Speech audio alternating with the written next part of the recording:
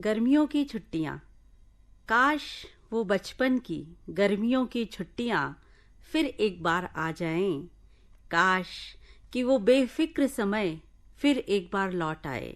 वो नानी के घर जाने का इंतजार, रेल का सफर और आंखों में पड़ती कोयले की किरकिरी, वो लोटपोट चंपक और चंदा मामा, वो सुराही का ठंडा पानी और कैरी की लौंजी के साथ नमकीन पूड़ी का खाते जाना, ट्रेन के डिब्बे की वो अंताक्षरी, वो सब से घुल मिल जाना, नानी के घर तक वो तांगे की सवारी, बाट जोहती बूढ़ी नानी की बेकरारी, ताश खेल खेल दोपहर थे बिताते, पानी छिड़क छत पर ठंडी करते थे रातें, वो शमीजों और बनियानों में दौड़ते रहते बर्फ लाने, आम चूस कर ठंडाई पीने बैठ जाते कतार बना के। पूरा मोहल्ला ही तो बन जाता था घर नानी का, पूरा मोहल्ला ही तो बन जाता था घर नानी का। कहीं भी खा लेते, संकोच नहीं था कहीं जाने का। न होमवर्क के प्रोजेक्ट होते थे, न कोई नॉवेल की समरी लिखने का कंपल्शन। अल्लड़ छुट्टियां होती थी और बस होता था हम उम्र भाई बहनों का हुल्लड़। काश मैं न सही मेरे घर वैसी छुट्टियां आ जाए, मासूम वक्त एक बार फिर लौट आए। काश वो छुट्टियां फिर एक बार आ जाए। आजकल फ्रीडम ऑफ एक्सप्रेशन की बातें बहुत हो रही हैं, लेकिन कुछ हद तक उसका कहीं कहीं दुरुपयोग भी हो जाता है। यह कविता कुछ उसी तरह। स्वतंत्रता। सोच समझ के बोल रे भैया, शब्द बड़े अनमोल।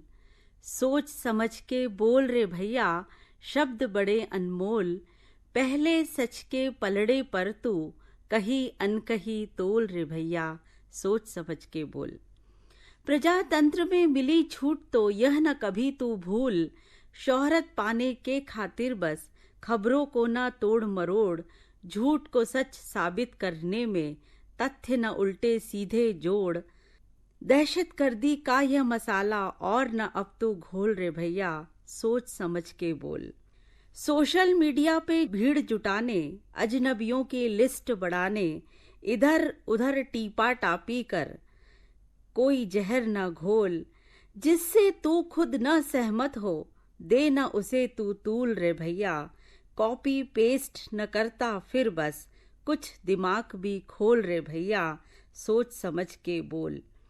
चिंतन मनन है संस्कृति तेरी, फास्ट फूड सा न कर जीवन।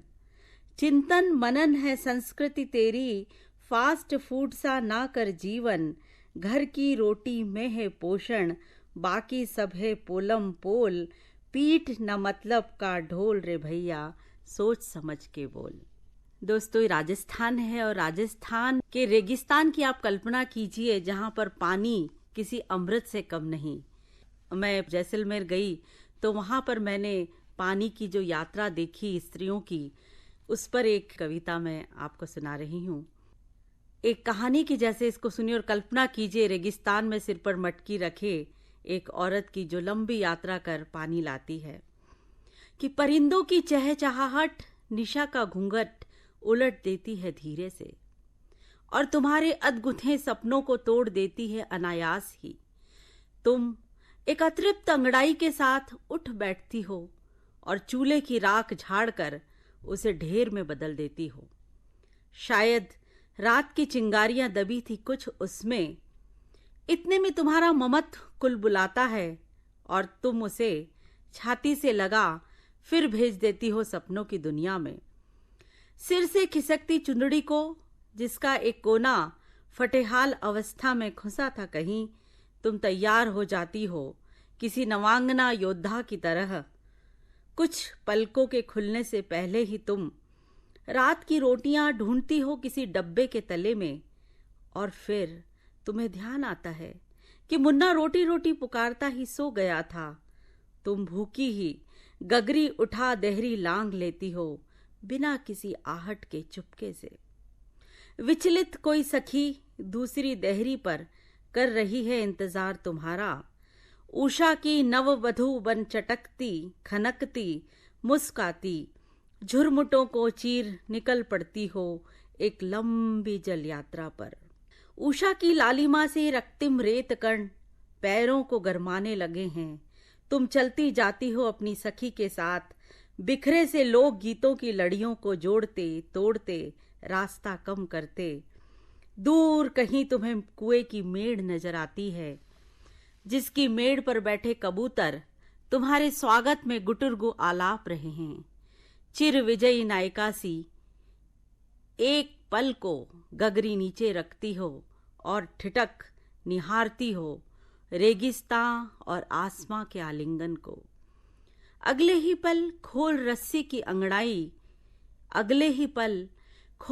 की अंगड़ाई गगरी के गले में बांध कुएं की चट्टानी गहराइयों में लटका देती हो।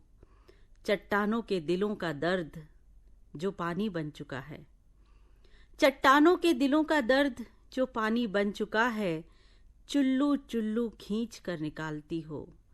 एक थकी मुस्कान के साथ आखिर अपनी गगरी भर ही लेती हो और बढ़ चलती हो अपनी मंजिल की ओर, क्योंकि उषा अब जा चुकी है।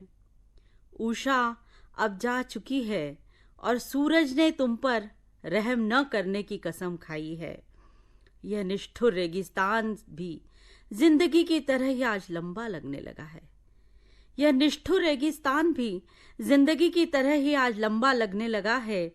पसीने की बूंदें तुम्हारे घूंघट से चूह चूहाने लगी हैं और तुम उन्हें बार बार पोंछते हुए चुनरी का कोना भिगोने लगती हो।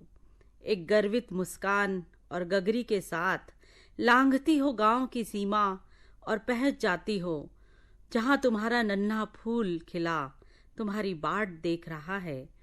माँ की पुकार के साथ वह तुमसे लिपटता चला जाता है और तुम अमृत की तरह गगरी से कुछ बूंदें निकालकर उसके मुंह में डाल देती हो, जो प्रतीक है तुम्हारी कभी न समाप्त होने वाली जल तपस्या का।